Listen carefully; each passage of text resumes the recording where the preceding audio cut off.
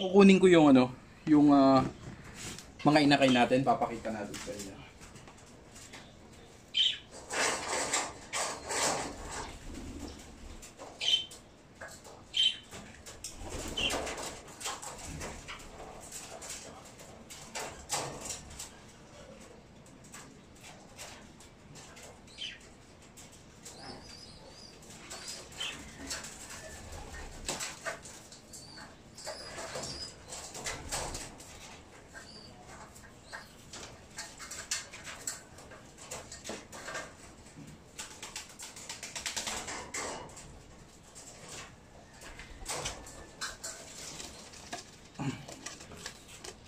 So ayan, ito yung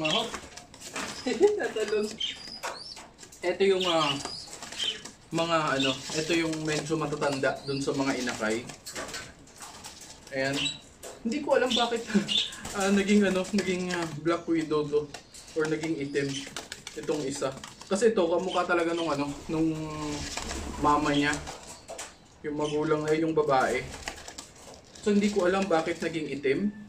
Pero hindi ko na siya nalagyan ng ring. Okay? So ito yung matatanda dun sa natin. Sa mga inakay. Kukunin pa natin yung 4. Yan, balik na tayo.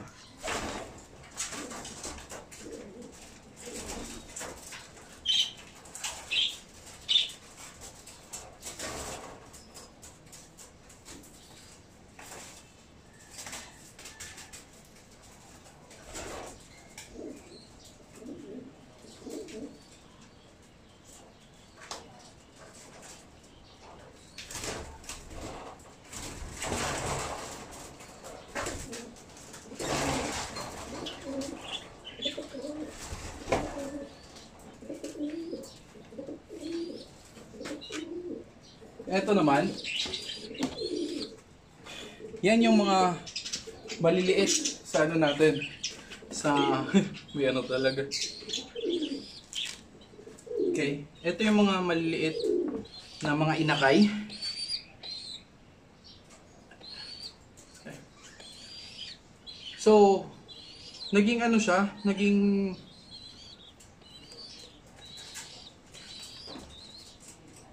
hindi ko alam kung hindi din naging kamukha to nung ng magulang niya. Ito lang black check or ewan ko kung checkered ba to. Magiging black check ba to? Pero ito hindi ito kamukha nung magulang niya. May mga naiba din sa sa mga nanay at tatay niya. Ito sobrang lihis to eh. Kasi ang nanay nito is black check and blue barata. Oo, ganun. So ito talaga. Baka nasalisihan to ng ng ibang lalaki. So babalik na natin.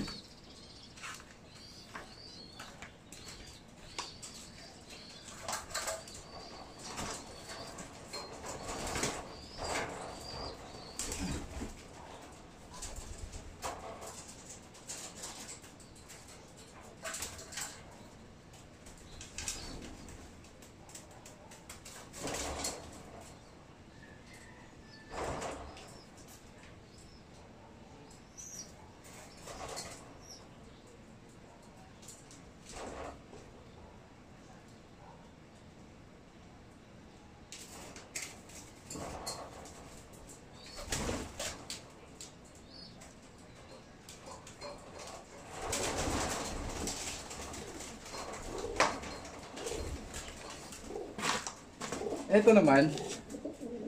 Ayan. Oops. dito. Ito naman yung nagulat talaga ako na naging mga puti. Yung mga anak niya. Saan na yun? Dito ka, please. Okay. Ito yung nalagyan natin ng nalagyan natin ng ring. Maganda yung pangalan dito. Comment down below kung anong mga pwedeng ipangalan natin doon. Ito, pares, ay itong set na to, sa mga puti. Gawin na natin yung unang pinakita kong pares. Yun yung set A. Set B yung pangalawa. Set C yung pangatlo. So, pangalanan nyo. And yun yung ipapangalan natin dito. Pero, ang ayos no kasi nalagyan natin ng ring. Kung may ibang pa akong ring, ayos sana. Para may sali natin sila sa mga race, may practice natin sila. Kaya lang kasi, yun nga, nag-lockdown, di ba? Kaya hindi tayo nagkaroon ng chance na makabili ng mga additional ring. So ibabalik na natin sila kasi kakain na sila.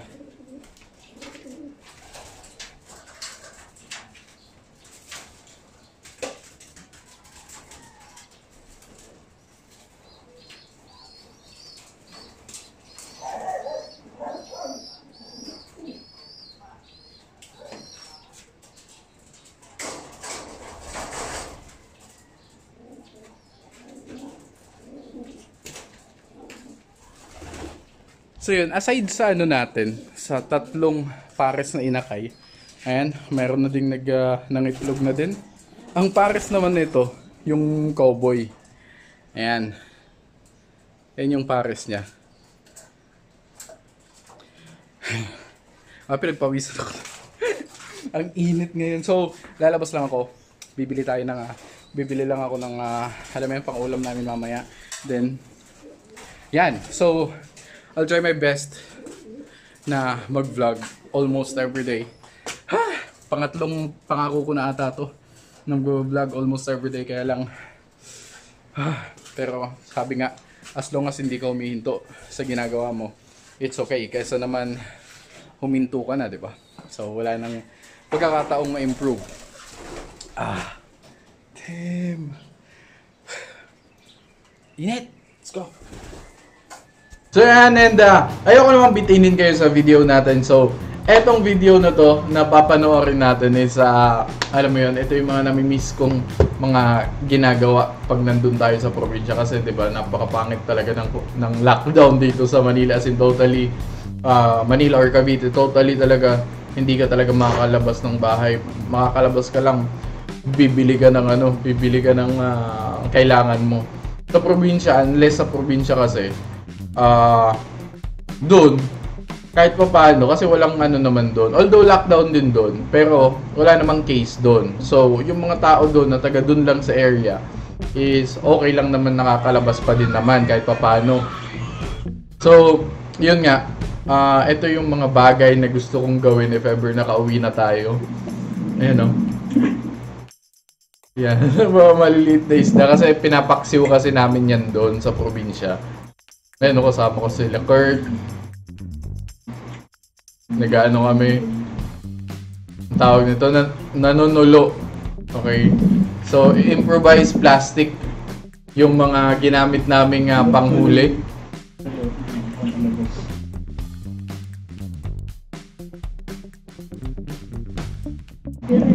Alimasag. Oh, nung una hindi namin pinapansin yan, pero ngayon nakita ko na talagang kinakain naman pala yan. So next time talaga, ang dami niyan, ang daming alimasag dyan.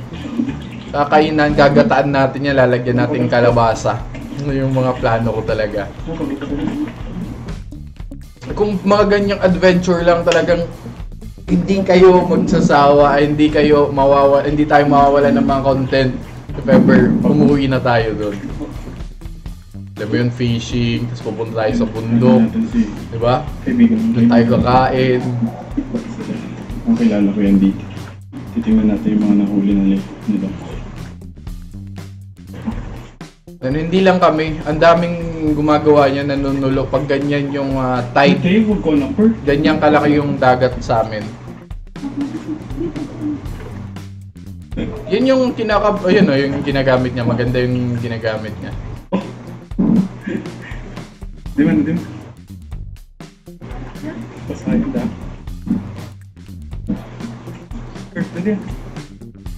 Ang laki ng ayan o. Ang laki ng hipon o. Ang laki ng hipon.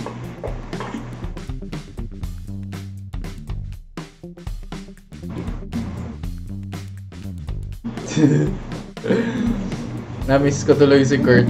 Sigaw na. Yan o. Balik yan. Mga isdang, yan na kasi pinapaksiw kasi sa amin. Mahilig, yun nga sabi ko. Mahilig kasi yung mga bata sa paksiw.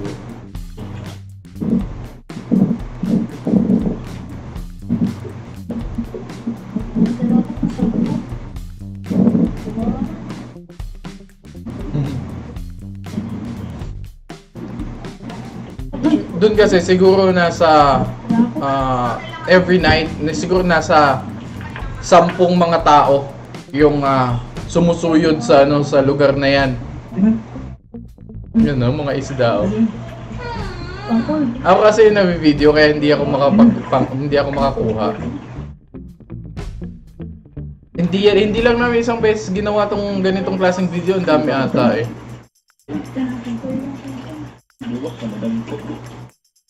Yun no? Mga isda oh.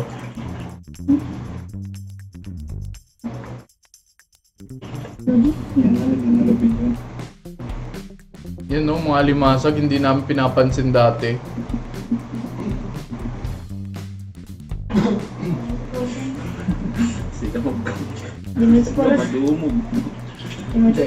Yan naman oh, yan. Daming mga nahuli nila.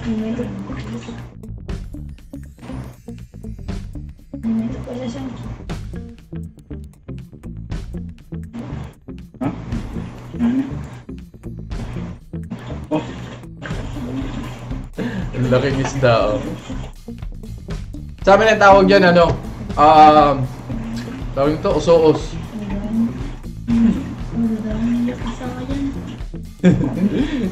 Ang dami na daw ng ano, oh, ang dami niyang ano oh. Ang dami niyang hipon. I tried na bilhin yan sa kanya, pero hindi niya talaga pinagbili sa akin kasi yung ulam daw nila. Naintindihan ko naman. Oh, ang gaganda ng hipon, oh, ang lalaki oh. okay na, makita na.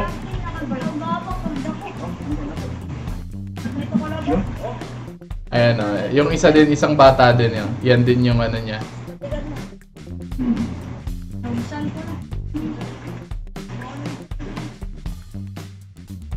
So yan mga kalaway, mga ka-G! Namiss ko na talaga yung mga ginagawa doon! See you in the next video. Peace, ingat kayo lagi. Stay home, stay home. Please stay home para matapos itong quarantine to, matapos itong lockdown na to. Sumunod na tayo, stay home. Let's go. Peace. Okay, so yan, sa latest video, sa bagong video, doon ako nagbabasa naman pa shoutout sa inyo. Okay, shoutout kay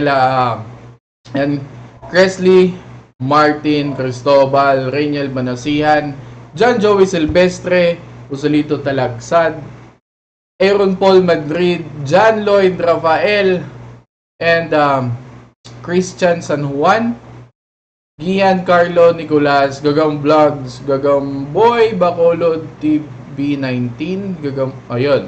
Tapos Miss Ann and Happy Man Forever. Yan, maraming salamat sa laging panood. Ingat kayo lagi.